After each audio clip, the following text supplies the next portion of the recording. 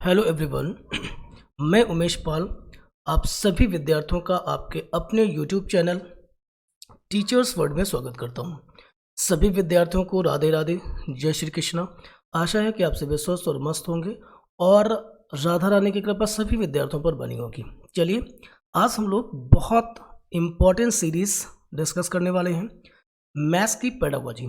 ठीक है बेटा, देखो एक चीज़ मैं आपको बता दूं कि जो मैथ्स का पेडागोजी होता है ना, वो क्या है ना कि एक्चुअली जो सीटेट का एग्ज़ाम होता है उसमें मैथ्स की पेडागोजी ही इंपॉर्टेंट है।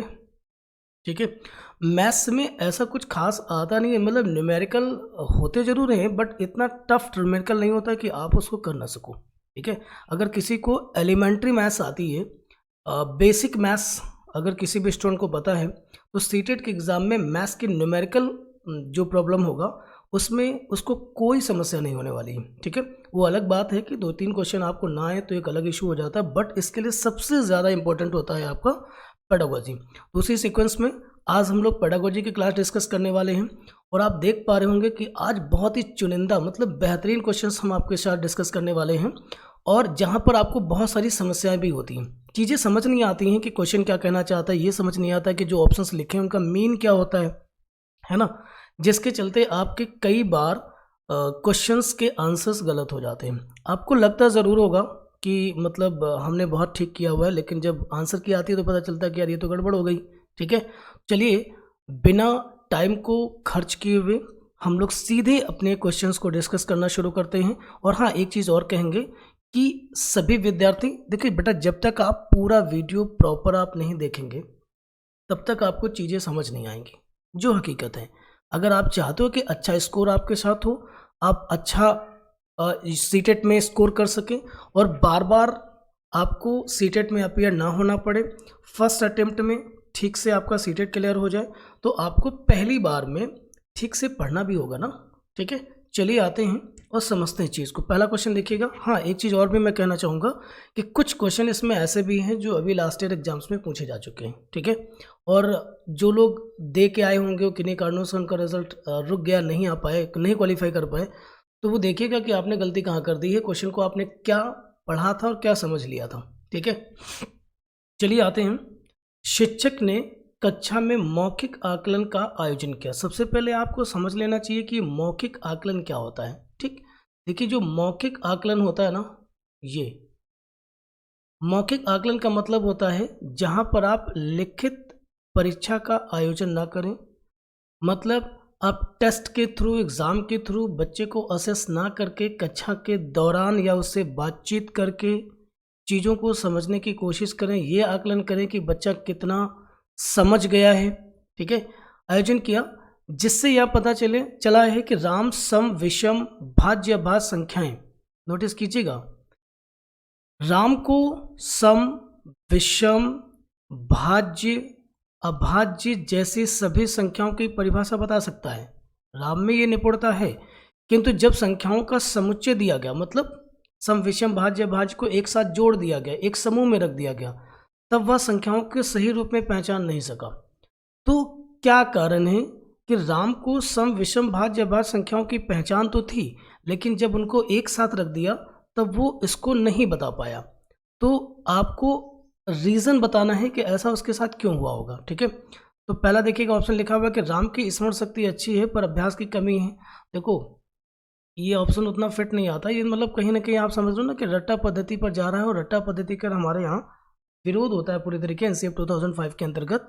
ठीक, एकाग्रता की कमी थी, नहीं भाई ऐसी बात कोई। देखिए, एकाग्रता की कमी का आकलन आप तब कह सकते हो कि जब क्लास में टीचिंग हो रही हो और बच्चे का ध्यान ना हो आपकी क्लास में, तो आप कह सकते हो कि वो कंसंट्रेट नहीं कर पा रहा। ठीक है, तो ए एंड बी गलत। सी ऑप्शन देखिएगा, राम की स्मरण शक्ति अच्छी है किंतु अवधारणात्मक बोध की कमी। नोटिस कीजिएगा, इंपॉर्टेंट पार्ट है आपका अवधारणात्मक बोध, इसको कहा जाता है कॉन्सेप्चुअल अंडरस्टैंडिंग।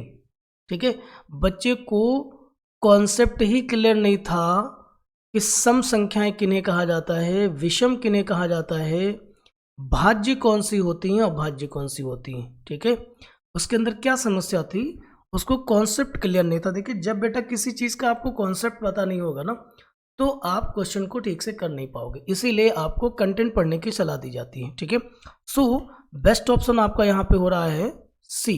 ओके, उम्मीद है सभी को समझ में आ गया होगा। और एक बात और है कि इस परीक्षा की विशेषता जान तो क्या है कि जो 4 ऑप्शन लिखे, देखिए सबसे पहले तो ये ज़रूरी है कि आप क्वेश्चन को ठीक से समझ लें। उसके बाद ये ज़रूरी है कि जितने ऑप्शन आपके पास मौजूद हैं, मतलब 4 में से आप एलिमिनेशन शुरू कीजिए जो आपके क्वेश्चन को बिलोंग नहीं करता। उसके बाद आपको इजीली आंसर मिल जाएंगे। ठीक है, दूसरी बात यह है कि जैसे मैंने यहाँ पर देखो बात करी अवधारणात्मक बोध, ये आपकी परीक्षा के लिए भी आवश्यक है ना। अगर आपको सीटेट की परीक्षा का कॉन्सेप्ट नहीं पता है तो आप चाहे जितना रट्टा लगा लो, कुछ भी कर लो, आप 90 to 100 के बीच में झूल जाओगे, इससे ऊपर आपको जाना भी नहीं है। अगर आप कॉन्सेप्ट को जानते हो तो आप 100+ स्कोर करोगे, 120+ स्कोर करोगे। ठीक है, वो तो आपकी फिर बौद्धिक क्षमता और एग्जाम के एटमॉस्फेयर पर डिपेंड करेगा, है ना। चलते हैं अब। अच्छा, कुछ लोग सोच रहे होंगे यार अवधारणात्मक बोध सर जी आप तो करा ही नहीं रहे हो। मैं करा रहा हूँ भैया, मैं क्वेश्चंस के थ्रू करा रहा हूँ। मैं नहीं चाहता हूँ कि थ्योरी के आप अलग पढ़ें, क्वेश्चंस को अलग पढ़ें। ठीक है, दो जगह समय नहीं देंगे और सीधे डायरेक्ट मेथड से हम लोग पढ़ेंगे। देखिए क्वेश्चन आपका 2 आ चुका है, 2 नंबर क्वेश्चन है। द्वारा यहाँ पे आपको फिल करना है, यहाँ पे अवधारणा को स्कीमा के रूप में नामांकित किया। ठीक है, सुप्रसिद्ध है, चर्चित है पूरी साइकोलॉजी में कि स्कीमा की अवधारणा या स्कीमा का कॉन्सेप्ट देने वाला सिर्फ एक मनोवैज्ञानिक, वो थे आपके पियाजे। कुछ नहीं करना है, सोचना ही नहीं है इसके बारे में। ठीक है, ये क्वेश्चन ना चाहे मैथ्स में हो, चाहे हिंदी में हो, चाहे इंग्लिश में हो, ठीक है, या सीडीपी में हो, कहीं भी हो, स्कीमा मतलब पियाजे, बात खत्म होती वहाँ से। क्वेश्चन नंबर 3 देखेंगे। गणित की कक्षा में दृष्टिबाधित, नोटिस कीजिएगा दृष्टिबाधित का मतलब ये नहीं होता, कुछ बच्चे समझ लेते हैं कि अंधे बच्चे। देखिए बेटा अंधे नहीं है, दृष्टि में बाधा है, समझ रहे हो ना, मतलब उन्हें विजन में प्रॉब्लम है, डिसेबिलिटी है।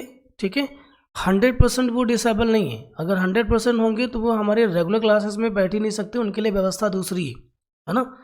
तो गणित की कक्षा में दृष्टिबाधित विद्यार्थियों के लिए निम्नलिखित अधिगम शिक्षण संसाधनों, अधिगम शिक्षण संसाधनों को LTR बुलाते हैं, लर्निंग टीचिंग रिसोर्सेज इसको कहा जाता है। ठीक है, कौन कौन से रिसोर्स हैं, संसाधन हैं, में से सबसे उपयुक्त कौन सा है। अब ध्यान दीजिए, जियोजेब्रा, टेलर का गिनतारा, कंप्यूटर स्प्रेडशीट। अब नोटिस कीजिएगा कि जब तक आपको जियोजेब्रा होता क्या है, टेलर का गिनतारा होता क्या है, कंप्यूटर आप लोग जानते हैं, स्प्रेडशीट क्या होती है, अगर इन सब चीज़ों का मतलब आप नहीं जानते होंगे तो विकल्प कैसे ढूंढोगे। तो हम लोग को समझ लेते हैं। हमने कुछ चीज़ें आपको यहाँ पे बताने की कोशिश करी है कि सबसे पहले बेटा समझ लो जियोजेब्रा क्या होता है। देखिए कुछ बच्चों को कन्फ्यूजन हो सकता है, जियोजेब्रा और जियो बोर्ड में बेटा फ़र्क होता है, ध्यान दीजिएगा।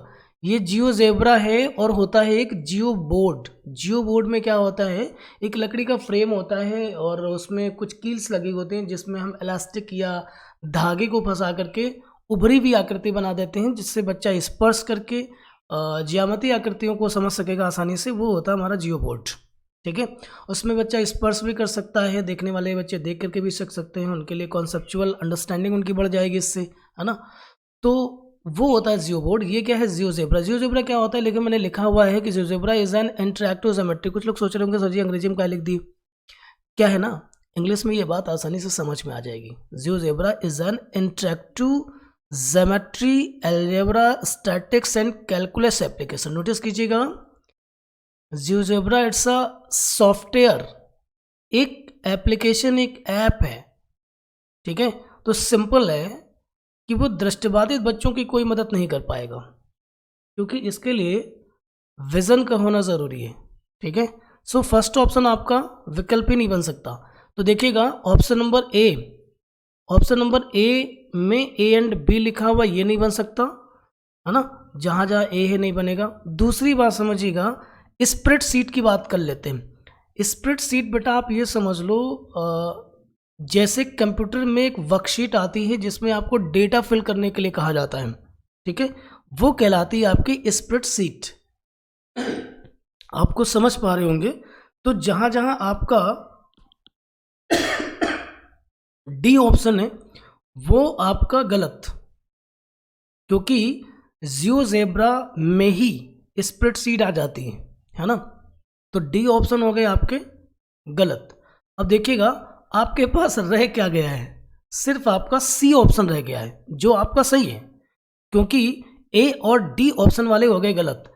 टेलर का गिनतारा और कंप्यूटर। अब बात आ जाती है टेलर का गिनतारा क्या है, तो देखिए मैंने यहाँ पे ये फिगर बना रखी, ये आपका टेलर का गिनतारा है, ठीक है, समझ रहे हैं इस चीज़ को, ये टेलर का गिनतारा है। अब कुछ स्टूडेंट सोच रहे होंगे यार कंप्यूटर कैसे होगा, बिना विजन के कंप्यूटर को कैसे करेंगे, तो बेटा एक से समझ लीजिए कंप्यूटर में कीबोर्ड होता है, कीबोर्ड में इन लोगों का जो बोर्ड होता है उसमें जो नंबर लगी होती है ना वो उभरी हुई होती है। इससे क्या होता है कि वो स्पर्श करके, और उनके अंदर जैसे कि कम विजन है ना, तो वो चीज़ों को पास से देख करके समझ भी लेते हैं, काफ़ी हद तक वो स्पर्श करके चीज़ों को समझ लेंगे। तो इसमें टेलर का गिनतारा सबसे ज़्यादा हेल्पफुल होगा। सेकंड नंबर पे आ जाएगा आपका कंप्यूटर, क्योंकि कंप्यूटर के कीबोर्ड जो होगी उसकी जो कीज़ होंगी, कीज़ के ऊपर जो नंबर प्रिंट होगा वो क्या होगा, उभरा हुआ होगा, इससे वो स्पर्श करके चीज़ों को सीख लेंगे, समझ लेंगे, ठीक है। तो मुझे लगता है कि आपको बात समझ में आ गई होगी कि टेलर का गिनतारा और कंप्यूटर इसके लिए क्यों सबसे ज़रूरी होगा। उम्मीद है बात समझ में आई होगी, ठीक है। और बेटा अगर लगे रहेंगे ना, साथ में जुड़े रहेंगे तो मज़े आएंगे, ऐसी कोई बात नहीं है। नंबर 4 देखेंगे, गणित एक सोचने का तरीका है। बहुत प्यारा क्वेश्चन है, सही बात कह रहे हो, क्योंकि क्यों सोचने का तरीका है, देख लीजिएगा क्या उत्तर बन सकता है। यह विद्यार्थियों को साक्ष्यों समझ तो प्रूफ्स कह सकते हैं, एवं प्रतिमान कहते हैं पैटर्न्स को, के निरीक्षण में व्यस्त रखने के लिए अवसर प्रदान करता है। बढ़िया बात है, ये ऑप्शन की संभावना पूरी है। बी देख लीजिएगा, क्योंकि हमको सही विकल्प नीचे वालों में से चूज करना है ना, इस वजह से इसमें से कई ऑप्शन बन सकते हैं। देखिए हर ऑप्शन में 2-2 बैठे हैं, इसका मतलब है एक के साथ दूसरा भी सही होगा, है ना। सो ए ऑप्शन की तो चांसेस लग गए, इसका मतलब ऑप्शन नंबर ए एंड सी में से कोई सही हो सकता है। समस्या समाधान के दौरान विद्यार्थी सूत्रों एवं चिन्हों को दोहराते हैं। देखिए ये रटने वाली बात आ गई, इसलिए ऑप्शन नंबर बी आपका उत्तर नहीं बनेगा। तो देखिए बी वाले आपका एक ऑप्शन ये आ गया, एलिमिनेशन सिखा रहा हूँ भैया, ऑप्शन नंबर बी ये गलत, डी ये गलत, आप समझ पा रहे हो। देखिए सी ऑप्शन सही हो गया, ज़रूरत नहीं पड़ी हमको ऑप्शन नंबर सी को पढ़ने की। अगर आपको एलिमिनेशन आता है तो आप बहुत आसानी से चीज़ों को कर पाएंगे। आएंगे क्वेश्चन नंबर 5 में, निम्नलिखित में से कौन सा गणित अधिगम के आकलन का आयाम नहीं। आयाम जानते हो क्या होता है,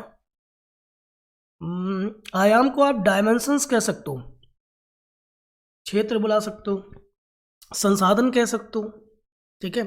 निम्नलिखित में से कौन सा गणित अधिगम के आकलन का आयाम नहीं है, मतलब ऐसा निम्नलिखित में से कौन सा ऐसा है जो मैथ्स की लर्निंग को असेस नहीं कर सकता, मतलब बच्चे ने कितना सीखा है वो असेस नहीं कर सकता। तो देखिए संप्रेषण आपका असेस करेगा, क्योंकि मैथ्स में कम्युनिकेशन ज़रूरी है ना। कम्युनिकेशन देखो तभी आएगा जब मैथ्स की भाषा को आप जानते होंगे, लैंग्वेज उसकी समझ में आती होगी, आपको कॉन्सेप्चुअल नॉलेज होगी। संप्रेषण तो बेस्ट ऑप्शन है, ये तो होगा। उनको बताना क्या है, जो इसका आयाम नहीं है। प्रतिमान और प्रतिक्रिया, देखिए प्रतिमान क्या होता है, पैटर्न, मैथ्स में पैटर्न तो होते हैं, और आपको प्रतिक्रिया तो देनी होगी। गणितीय तर्क ये भी सही है, तो ए बी एंड डी समझ लो, ये वाला और ये वाला मैथ्स के पार्ट हैं, ये तो उसके असेस करने के आयाम होते हैं। गणित के प्रति रुझान को असेस करने की कोई ज़रूरत नहीं है, वो इसका आयाम नहीं बनता। रुझान समझते हो ना आप, इसको डिस्पोजिशन भी बुलाते हैं इसको, ठीक है। चलते हैं क्वेश्चन नंबर 6 को ध्यान से देखेंगे, बहुत बढ़िया क्वेश्चन है, कई विद्यार्थियों को नहीं पता होगा। ये आपका मुझे याद आ रहा 2024 अभी जो जनवरी में एग्ज़ाम हुआ था शायद उसी में ये क्वेश्चन था, और नहीं तो फिर 23 में रहा होगा। वस्तुएं जो कि एक समान वस्तु के बराबर हैं वे एक दूसरे के बराबर होंगी। ये एक तरीके से थ्योरम का एक कह सकते हो, एक थ्योरम ही है, ये कह सकते हो। वस्तुएं जो कि एक समान वस्तु के बराबर हैं वे एक दूसरे के बराबर होंगी, यह अभिगृहित। देखिए बेटा मैंने आपको अभिगृहित को समझाने की कोशिश करी है।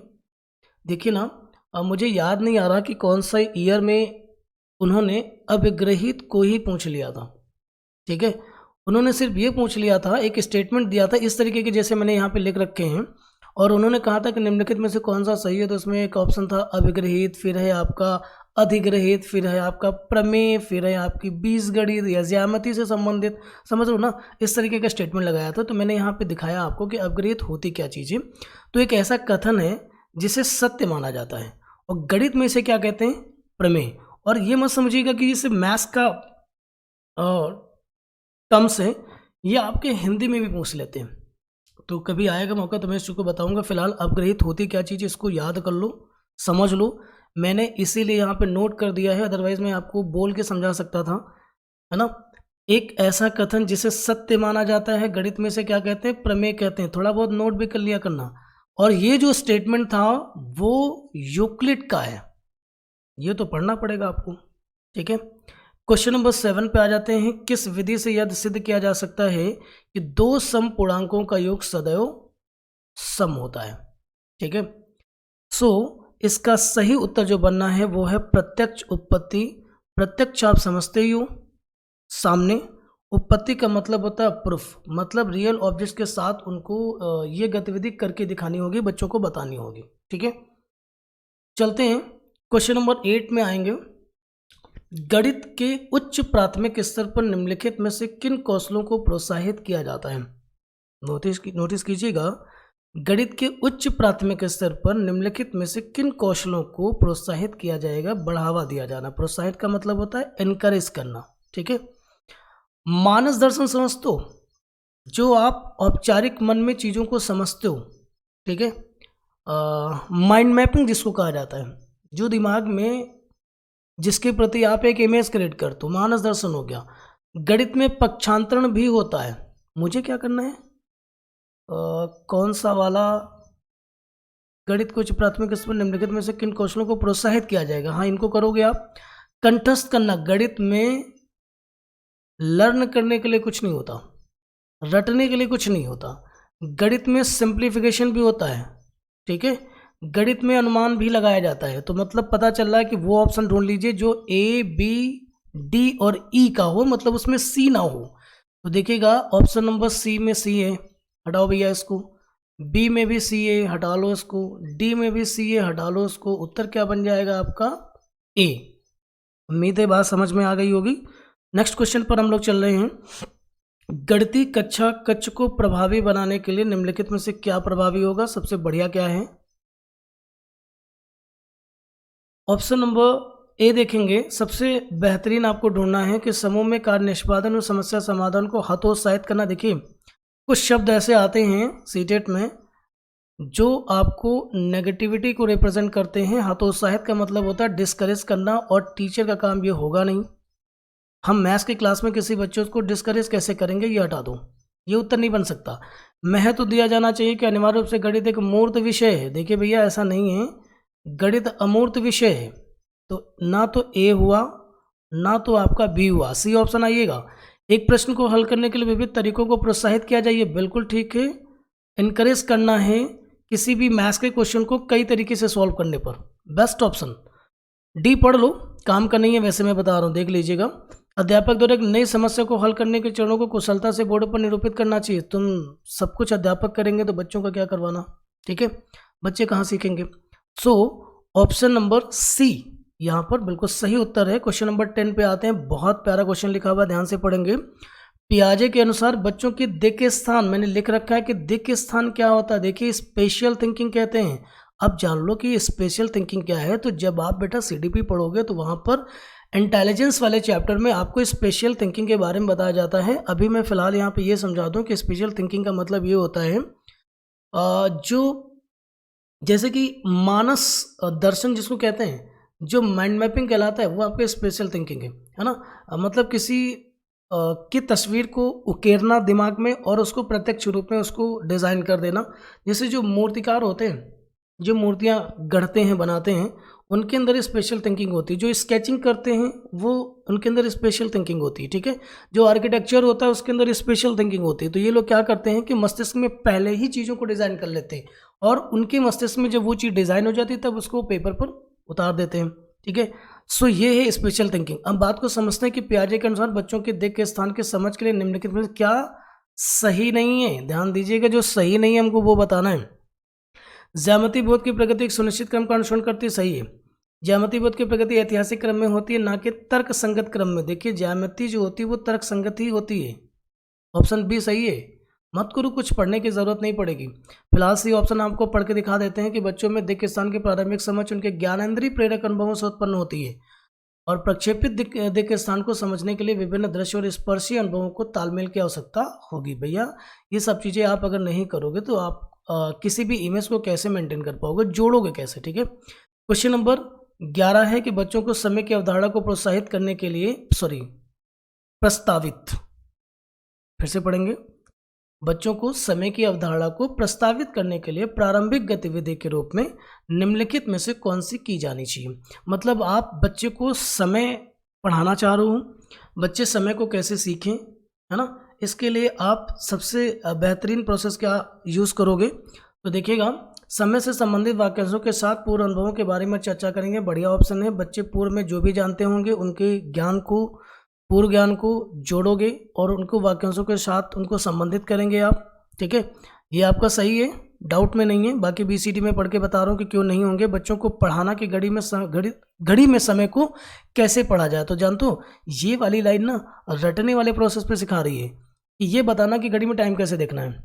बच्चों को पढ़ाना कि बीते हुए समय की गणना कैसे करोगे, विभिन्न इकाइयों में समय का रूपांतरण किया जाना है। तो ये विभिन्न इकाइयों में समय का रूपांतरण तो तब कर पाओगे जब समय की अवधारणा आप अच्छे से समझते हो। जब आपको पता ही नहीं है कि कन्वर्जन कैसे होगा, जब आपको पता ही नहीं कि 1 घंटे में कितने मिनट होते हैं, है ना, उनका मीन क्या होता है, तो आप कैसे चीज़ों को कनेक्ट कर पाओगे। तो कॉन्सेप्चुअल अंडरस्टैंडिंग जो आएगी वो यहाँ से आएगी, ठीक है, फर्स्ट ऑप्शन से। क्वेश्चन नंबर 12 पे आएंगे और देखेंगे उच्च प्राथमिक स्तर पर गणित पढ़ाने के लिए निम्नलिखित में से कौन सी विधि सबसे उपयुक्त। तो ध्यान दीजिएगा, हम जूनियर लेवल पे मैथ्स को पढ़ाने जा रहे हैं, ठीक। तो वहाँ पे सबसे बेहतरीन क्या होगा, देखो सब तो लिखिए, जैसे प्रदर्शन विधि प्राइमरी पे अच्छा होता है, डिमॉन्स्ट्रेशन मेथड कहलाता है। व्याख्यान विधि जो होती है वो इंटरमीडिएट या लेक्चर मेथड में आ जाएगी आपकी। गतिविधि आधारित अधिगम प्राइमरी लेवल पे। समस्या समाधान विधि, बढ़िया, ये ऑप्शन है आपका, ठीक है, option number D. Question number 13 आएंगे, कक्षा में गणितीय वार्तालाप को प्रोत्साहित करने का सबसे उपयुक्त उद्देश्य निम्नलिखित में से कौन सा हो सकता है। मतलब गणित पे चर्चा करने के लिए सबसे उपयुक्त तरीका क्या है। तो देखिएगा, फर्स्ट ऑप्शन पढ़ेंगे, गणितीय विवरणों के बारे में बात करते हुए और उनका उपयोग करते समय बच्चों को एक सटीक भाषा का उपयोग करने में सक्षम बनाना। देखिए मैथ्स की अपनी एक अमूर्त भाषा, अमूर्त चिंतन होता है और बच्चों को अगर गणित से संबंधित भाषा का ज्ञान नहीं होगा तो उनके अंदर फिर मैं वापस आ जाऊंगा कि कॉन्सेप्चुअल अंडरस्टैंडिंग नहीं आएगी। अगर आप चाहते हैं कि बच्चे के अंदर कॉन्सेप्चुअल अंडरस्टैंडिंग हो, कंटेंट के बारे में सही तरीके से जानकारी जुटा सके, इसलिए आपको मैथ्स की लैंग्वेज में बच्चों को स्किल्ड करना होगा, निपुण बनाना होगा और सटीक भाषा का स्वयं भी प्रयोग करना होगा। कई बार हमने खुद भी नोटिस किया है कि बहुत सारे अध्यापक ऐसे होते हैं जो मैथ्स को तो पढ़ा रहे लेकिन मैथ्स से संबंधित भाषा का प्रयोग नहीं करते, ठीक है, और इसलिए बच्चे भी वही सीख लेते हैं। समझ रहे हैं इस चीज़ को। तो इस पर आपको वार्तालाप करने की ज़रूरत है। देखिए बी ऑप्शन है, वैसे ए ऑप्शन आपका सही है। गणित से डरने वाले बच्चों को कक्षा में आपस में बातचीत करने में सक्षम होना चाहिए। लो, एक तो डर ही रहे वो, ऊपर से आप कह रहे हो कि वो सक्षम भी हो जाए, उसमें ये नहीं हो पाएगा। गणित के विषय के बारे में कक्षा में बहस आयोजित करना, बहस नहीं करानी भाई, है ना, कोई लैंग्वेज की क्लास नहीं जिसमें आप डिबेट कराओगे। बच्चों को गणित की कक्षा में सूत्रों का वाचन में सक्षम होना, मतलब बेटा सूत्र याद कर लो, उसी से सारे काम होने, तो ये ठीक नहीं है। एक अच्छी क्लास जो होगी मैथ्स की कक्षा में गणितीय वार्तालाप को प्रोत्साहित करना चाहते हो, गणित से संबंधित डिबेट कराना चाहते हो, गणित से संबंधित बातचीत कराना चाहते हो, तो उसके लिए सबसे अच्छा तरीका होगा option number A. Question number 14 पर आते हैं और ध्यान से समझेंगे इसको। गणित में नैदानिक परीक्षण का उद्देश्य क्या है। सबसे पहले कुछ बच्चे अगर ना जानते हो तो समझ लो कि नैदानिक परीक्षण क्या चीज़ होता है। इसको डायग्नोस्टिक टेस्ट कहा जाता है और डायग्नोसिस करने का मतलब ये होता है कि जैसे सिंपल है, एक होता है नैदानिक परीक्षण, फिर होता है उपचारात्मक। तो निदान और उपचार में फ़र्क समझ लो, है ना। निदान जानते हो क्या होता है, जैसे हम बीमार पड़ते हैं तो हमारा डॉक्टर जो होता है ना, हमको टेस्ट के लिए भेजता है लेबोरेटरी, ठीक है, और वहाँ पर जो डायग्नोस्टिक सेंटर होता है वो हमारे बॉडी से ब्लड का सैंपल ले लेता है ना, और हमारा परीक्षण करता है कि हमें फीवर किस लेवल का है और किस कैटेगरी का है, ठीक, और वो अपनी एक रिपोर्ट बताता है। रिपोर्ट के आधार पर फिर डॉक्टर हमारा इलाज करता है। तो जो डायग्नोसिस हुआ, ब्लड हमारा सैंपल, वो नैदानिक परीक्षण था, और जो डॉक्टर ने रिपोर्ट के आधार पर हमारा रिजल्ट दिया, उसने हमें ठीक किया, हमें ट्रीटमेंट दिया, वो हमारा उपचार है। तो सेम चीज़ हमें शिक्षक को भी करनी होती है, तो उसको समझिएगा। तो निदान परीक्षण जो होता है बच्चों की समझ में अंतर जानना, ठीक है। क्या है ना, बच्चों से आप डिस्कस करोगे, देखो यहाँ पे कोई ब्लड सैंपल तो आप निकालोगे नहीं कि तुमको गणित कितनी आई, है ना, तो ये तो संभव ही नहीं है, ठीक है। तो बच्चों की समझ में अंतर जानना, अगर आप बच्चों से डिस्कस करोगे, चीज़ों को समझेंगे, उनकी परेशानियों को जानेंगे, उनको गणित से संबंधित कठिनाइयाँ कहाँ हो रही उनको जानेंगे, तो नैदानिक परीक्षण में आप उनकी समझ में अंतर कर पाओगे, ठीक है। माता पिता को प्रतिक्रिया देनी नहीं है, प्रगति रिपोर्ट बढ़ना नहीं है, अंतिम अवधि की परीक्षा के लिए प्रश्न पत्र की योजना बनाना नहीं है, बेस्ट ऑप्शन नहीं है। 15 है, लास्ट क्वेश्चन है आपका। और उपचारात्मक शिक्षण के बारे में हम बता चुके हैं कि देखिए, निदान में क्या होता है कि हम समस्याओं की पहचान करेंगे कि बच्चों को मैथ्स में कहाँ पर प्रॉब्लम हो रही है, और उपचार में हम उनकी कमजोरियों को दूर करने का काम करेंगे, है ना। तो देखिए ऑप्शन डी लिखा हुआ है, बहुत साफ सुथरा। कमजोर छात्रों की अधिगम संबंधी कठिनाइयों को दूर करने के लिए आप क्या करेंगे, प्रयास करेंगे, ठीक है। बाकी इसका कोई ऑप्शन ठीक नहीं है।